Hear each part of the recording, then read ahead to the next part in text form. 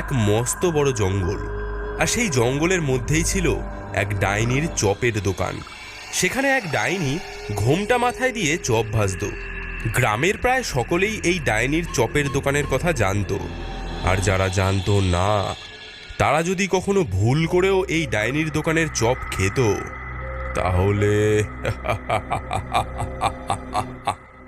হাতা নাড়ি খুন্তি নাড়ি চপ বানাই তাড়াতাড়ি, আলুর চপ ডিমের চপ আছে বেগুনি, কি খাবি বল তোরা বানিয়ে দেব এখুনি। উফ, আজ বাড়ি ফিরতে এত দেরি হয়ে গেল। এদিকে খিদেও লেগেছে খুব। পথে যদি কোনো খাবারের দোকান পেতাম তাহলে ভালো হতো, কিন্তু এই জঙ্গলে কে খাবারের দোকান দেবে? আরে ওই দূরে একটা আলো দেখতে পাচ্ছি। আরে বাহ, এটা তো একটা চপের দোকান বলে মনে হচ্ছে। দোকানে কেউ আছেন? এটা কি চপের দোকান? আরে হ্যাঁ, আপনি ঠিক জায়গায় এসেছেন। কি খাবেন বলুন, ভেজ না নন ভেজ? আমার বেশি কিছু লাগবে না, আমাকে দুটো আলুর চপ দিলেই হবে। ঠিক আছে, এক্ষুনি দিচ্ছি। রতন, বাবুকে দুটো আলুর চপ দে তো। রতন নামের একটা লোক একটা প্লেটে দুটো আলুর চপ নিয়ে আসলো। এই লোকটাকে দেখে জগার বড় অদ্ভুত লাগলো। লোকটার চোখ দুটো পুরো স্থির, শরীরের অঙ্গি ভঙ্গিও ঠিক যেন কোনো যন্ত্রের মতো। সে জিজ্ঞাসা করলো, আচ্ছা এই রতনের কি কোনো রোগ আছে নাকি? ওর চোখ দুটো পুরো সাদা, হাঁটা চলাও কেমন জানি অদ্ভুত। ও কিছু না, ওসব জেনে আর কি করবেন, একটু পরে আপনিও তো ওর মতোই হয়ে যাবেন। মানে? না না, কিছু না, আপনার চপ ঠান্ডা হয়ে যাচ্ছে, খেয়ে নিন।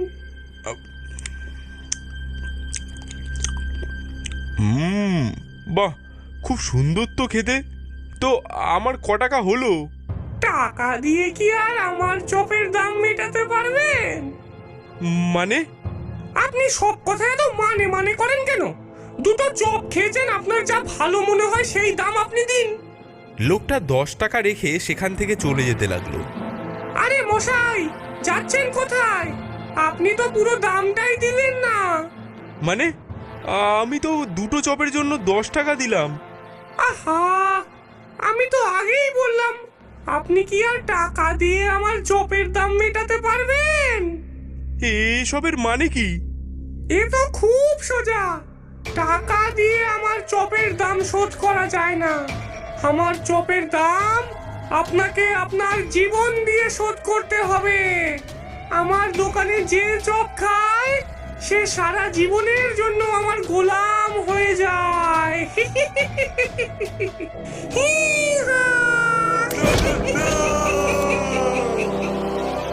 হুকুম করুন আমার আকা।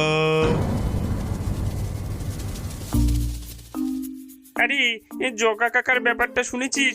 জগা কাকাকে কয়েকদিন ধরে খুঁজে পাওয়া যাচ্ছে না। তোরা কি জানিস ওই জঙ্গলের মধ্যে এক ডাইনি নাকি এক চপের দোকান খুলেছে? সেই দোকানে যে চপ খায় সেই ওই ডাইনির গোলাম হয়ে যায়। ধুর, এসব আবার হয় নাকি? এসব 500 বছর আগে হতো, এখনকার দিনে হয় না। কি জানি, গ্রামের লোকেরা তো বলা বলি করছিল। ঠিক আছে, ওই জঙ্গলের মধ্যে যদি ডাইনির চপের দোকান থেকেও থাকে তাহলে তো ভালোই হলো, ওই ডাইনির থেকে ভালোই চপ খাওয়া যাবে। আরে তুই কি পাগল হয়ে গেছিস নাকি? শুনলি না যে ওই ডাইনির চপ খায় সেই তার গোলাম হয়ে যায়? আরে আমার নাম ভোম্বল, দেখ আমি কেমন বুদ্ধি খাটাই। আমি ওই ডাইনির চপও খাবো, আবার ফিরেও আসবো। আজকে রাতেই আমি ওই ডাইনির চপের দোকানে যাব। ভোম্বল তার কথা মতো রাতের বেলা ডাইনির চপের দোকানের দিকে যেতে লাগলো। একটু পরে সে ডাইনির চপের দোকানের কাছে পৌঁছে গেল। ডাইনি এমন একটা তরতাজা শিকার পেয়ে ভোম্বলকে খুব আপ্যায়ন করে বসতে দিল। আসো বাবা আসো, তুমি কি চপ খাবে, ভেজ না নন ভেজ? কিন্তু আমার কাছে তো টাকা নেই। ধুর বোকা, তোর মতো বাচ্চা ছেলের থেকে কি আমি টাকা নেব? তোকে টাকা দিতে হবে না। তুই কি খেতে চাস সেটা বল। এটা সত্যিকারের ডাইনি বলেই মনে হচ্ছে। কেউ কি বিনা পয়সায় আর চপ খাওয়াবে? তবে এই ডাইনিকে সায়স্তা করার পদ্ধতি আমার কাছে আছে। আমাকে 20টা আলুর চপ, 10টা ডিমের চপ আর 10টা চিংড়ির চপ দাও। এই ছোড়াটা কি এত চপ খেতে পারবে? ও যদি একটা চপ অবশিষ্ট রাখে তাহলে আমার জাদু ওর উপর কাজ করবে না, আর আমি ওকে গোলামও বানাতে পারবো না। আচ্ছা, তাই নাকি? ডাইনি, এবার তোকে দেখাচ্ছি মজা। এদিকে ভোম্বল খুব আস্তে আস্তে চপ খেতে লাগলো, যেন তার সব চপ শেষ না হয়ে যায়। এদিকে সময় পেরিয়ে যেতে থাকে, কিন্তু ভোম্বলের খাওয়া আর শেষ হয় না। এটা দেখে ডাইনি ভাবে, ওরে হতচ্ছাড়া, তাড়াতাড়ি খাবারগুলো শেষ কর, আর সবুর সইছে না যে। এদিকে তো সকাল হয়ে গেল, দিনের আলোতে আমার কোনো জাদুই কাজ করবে না, আর দিনের আলো আমার সহ্যও হয় না। ভোম্বলের এমন আস্তে আস্তে খাওয়া দেখে ডাইনি রেগে যায় এবং ভোম্বলকে ধরে দূর দূর করে তাড়িয়ে দেয় তার দোকান থেকে। এই যা হতচ্ছাড়া, বের হ, বের হ আমার দোকান থেকে। আমার কতগুলো চপের সর্বনাশ করলি তুই, দূর হ। আরে, আমার খাওয়া শেষ হয়নি, আমি আরো 100টা আলুর চপ খাবো। এদিকে দিনের আলো সহ্য করতে না পারাতে ডাইনি তার দোকানের ঝাঁপ বন্ধ করে দেয়। বিনা পয়সায় আলুর চপ খেয়ে ভোম্বল বুক ফলিয়ে তার বন্ধুদের কাছে গিয়ে সব ঘটনা খুলে বলে। এই সব কথা শুনে তাদের খুব হাসি পায়। ভাই, আমি তো আজ রাতেও যাব ডাইনির চপের দোকানে ফ্রিতে চপ খেতে। আস্তে আস্তে চপ খেয়ে একবার না হয় পালিয়ে এসেছিস, কিন্তু এবারে কিভাবে পালাবি ডাইনির হাত থেকে? সে বুদ্ধি এই ভোম্বল সর্দার আগে থেকেই ভেবে রেখেছে।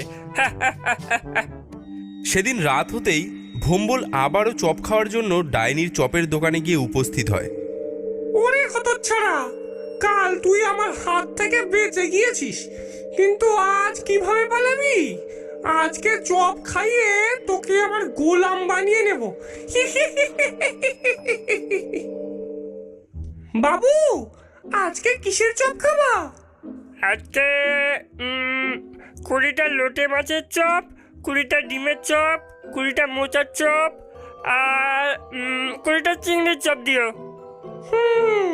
কালকে তুমি অনেকগুলো চপ একসাথে নিয়ে আস্তে আস্তে চপ খেয়ে ভালোই ভেলকি দেখিয়েছ। আজকে আমি তা হতে দিচ্ছি না। তুমি এতগুলো চপ একসাথে নিয়ে যদি খেতে না পারো, তাই তোমাকে আমি 10টা করে চপ দিচ্ছি। 10টা খেতে পারলে আরো 10টা দেবো। ডাইনি চালাকি করে 10টা করে চপ দিতে লাগলো, আর এদিকে ভোম্বলও তার প্লেট সাফ করতে লাগলো।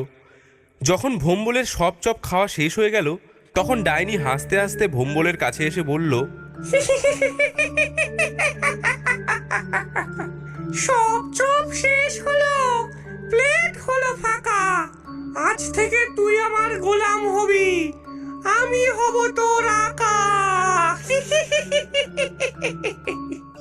হুকুম করুন আমার আকা। দুদিন আমার অনেক চপ গিলেছিস হতচ্ছাড়া, এবার এই সব প্লেট পরিষ্কার করবি, আর বাজার থেকে যত চপ বানানোর সামগ্রী আছে সব চুরি করে আনবি। যা হুকুম আমার আকা। এই বলে ডাইনি চপ ভাজার জন্য তার উনুনের দিকে এগিয়ে গেল। এই ফাঁকে ভোম্বল সাই করে দোকান থেকে বেরিয়ে গেল এবং তার পকেট থেকে কিছু একটা বার করে ডাইনিকে উদ্দেশ্য করে বলল, আমি তোর গোলাম হতে যাব কোন দুঃখে? এই দেখ, এখনো একটা চপ বাকি আছে। আমি তো গোলাম সাজার অ্যাক্টিং করছিলাম। বোকা ডাইনি কোথাকার। রতন, ধর ধর ওই বেটাকে, তোকে ছাড়বো না হতচ্ছাড়া। আমার চপ ফেরত দে, ফেরত দে আমার চপ।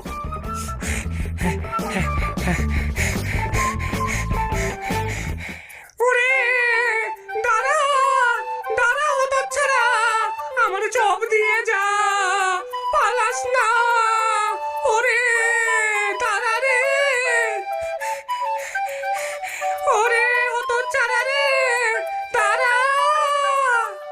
ভোম্বলের সাথে দৌড়ে কি আর ওই বুড়ি ডাইনি পারে?